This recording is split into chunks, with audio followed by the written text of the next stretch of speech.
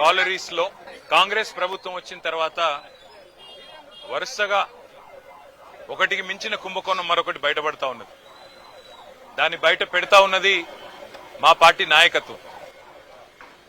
15,000 కోట్ల కుంభకోణం రేవంత్ రెడ్డి గారి బావమరిది సృజన్ రెడ్డి గారి కనుసన్నల్లో సైట్ విజిటేషన్ సర్టిఫికెట్ పేరిట జరిగిన కుంభకోణాన్ని బయటపెట్టింది బీఆర్ఎస్ పార్టీ. అట్లాగే సోలార్ టెండర్ల విషయంలో మరి ఏ రకంగా అక్రమంగా 100 కోట్ల కుంభకోణం జరిగిందో బయటపెట్టింది మా నాయకుడు హరీష్ రావు గారు.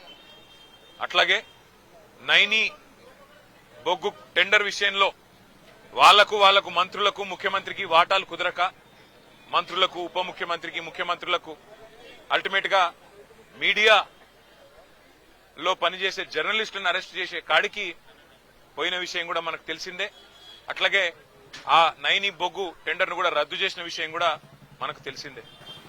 మొన్న మా పార్టీ అనుబంధ సంస్థగా ఉన్న తెలంగాణ బొగ్గు గని కార్మిక సంఘం మా పార్టీ కేంద్ర కార్యాలయం తెలంగాణ భవన్లో ఒక సమావేశం పెట్టుకుంటే అందులో అన్ని విషయాలు ప్రస్తావనకు వచ్చినాయి.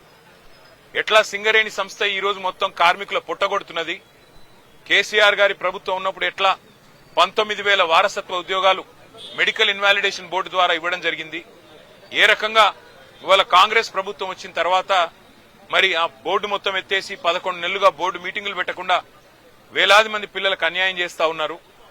అన్యాయం చేయడమే కాకుండా గతంలో కేసీఆర్ ప్రభుత్వం ఇచ్చిన ఉద్యోగాలు మెడికల్ ఇన్వాలిడేషన్ కింద 19,000 ఉద్యోగాలు ఏదైతే ఇచ్చారో వాటి మీద కూడా విజిలెన్స్ ఎంక్వైరీ చేపిస్తామని చెప్పి అసెంబ్లీలో ఉప ముఖ్యమంత్రి బట్టి విక్రమార్క గారు ఏమాటైతే చెప్పారో ఇవన్నీ కూడా ఇవాళ సింగరేణిలో కార్మికుల్లో అక్కడుండే ప్రజల్లో కలవరాన్ని రేకెత్తిస్తా ఉన్నాయి. ఇవాళ ఈ ప్రభుత్వానికి ఎజెండా ఒకటే, అసలు విషయం మరుగున పడడానికి, అసలు విషయాన్ని బయటికి రాకుండా చేయడానికి, సింగరేణిలో జరుగుతున్న కుంభకోణాలను బయటికి రాకుండా ప్రజల దృష్టికి రాకుండా చేసేందుకు విషయాన్నంతా గోల్ తిప్పి సుమన్ ఏదో అన్నాడు అని చెప్పి ఇలా లోపల పెట్టే ప్రయత్నం చేసినారు. వాళ్ళ చెంచల్ కూడా జైల్లో పెట్టారు. మరి ఆయన మీద ఇష్టమున్న కేసులు ఇష్టమున్న సెక్షన్లు కూడా పెట్టినారు. చివరికి మెజిస్ట్రేట్ గారు కూడా మందలించి పీడీపీపీ ఎట్లా పెడతారు మీరని చెప్పి తీసేసిన పరిస్థితి మనం చూస్తా ఉన్నాం.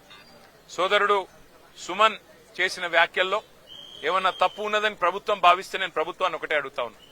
మరి కాంగ్రెస్ పార్టీ యొక్క పెద్దలు ఇవాళ ముఖ్యమంత్రిగా ఉన్న రేవంత్ రెడ్డి ఆ రోజు మల్కాజ్గిరి పార్లమెంట్ సభ్యుడిగా పీసీసీ అధ్యక్షుడిగా ప్రగతి భవన్ అంటే ముఖ్యమంత్రి గారి అధికారిక నివాసం ప్రగతి భవన్ ని బాంబులతో పెట్టి పేల్చినా తప్పులేదు అన్నాడు. మరి ముఖ్యమంత్రి గారు మీ చర్యలు తీసుకోకూడదా?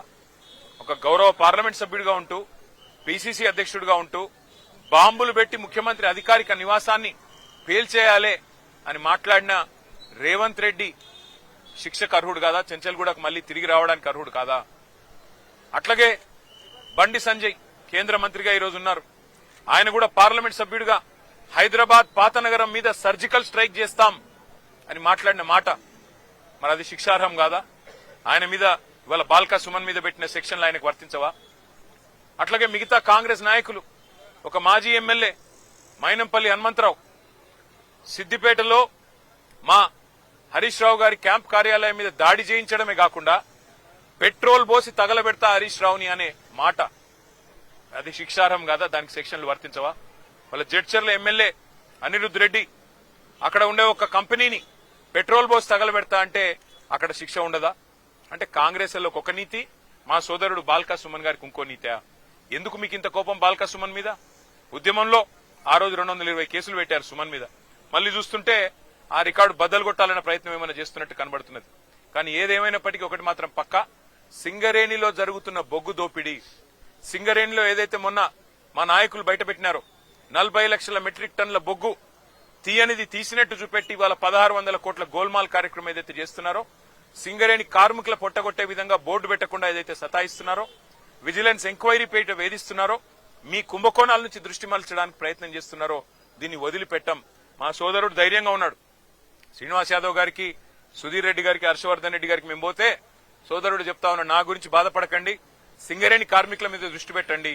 మా వాళ్ళు ఆక్రోశంతో ఉన్నారు మంచిర్యాల జిల్లాలో, మా ఆదిలాబాద్ జిల్లాలో, రామగుండంలో, మీరు దాని మీద దృష్టి పెట్టండి అన్న, వాళ్ల కోసం కొట్లాడండి, నాకు జైలు కొత్త కాదు అని చెప్పి తమ్ముడు చెప్తా ఉన్నాడు, మాకు జైళ్లు కొత్త కాదు, పోరాటాలు కొత్త కాదు, మీరు పెట్టే కేసులు కూడా కొత్త కాదు, కానీ మేము మాత్రం వదిలిపెట్టాం. రేవంత్ రెడ్డి గారు చేస్తున్న ఈ అన్యాయాల కుంభకోణాల నుంచి తప్పకుండా రేపు నేను ఉత్తరం రాస్తాను కేంద్ర బొగ్గు గనుల శాఖ మంత్రి కిషన్ రెడ్డి గారికి. సింగరేణిలో ఇవాళ 40 లక్షల మెట్రిక్ టన్నుల బొగ్గును లేనిది ఉన్నట్టుగా చూపెట్టి రికార్డులు ఇస్తుంటే 49% వాటా ఇవాళ కేంద్ర ప్రభుత్వానికి ఉంది. మీరు ఏం చేస్తున్నారు బీజేపీ నాయకులారని నేను అడుగుతా ఉన్నా. అట్లాగే కుంభకోణం జరుగుతుంటే ముఖ్యమంత్రి గమ్మునెందుకున్నాడు, ఆయనకేం అవసరం వచ్చిందని చెప్పి నేను అడుగుతా ఉన్నా. తప్పకుండా నిజం నిగ్గు తేలేదాకా మా సోదరుని కావాలంటే జైల్లో పెట్టుకోండి, ఇంకో వారం రోజులు ఎక్కువ పెట్టినా తను తయారుగానే ఉన్నాడు, మాకేం భయం లేదు. కానీ వదిలిపెట్టం ఈ అక్రమాలు అన్యాయాలు సింగరేణి కార్మికుల తరఫున తప్పకుండా ఈ ప్రభుత్వాన్ని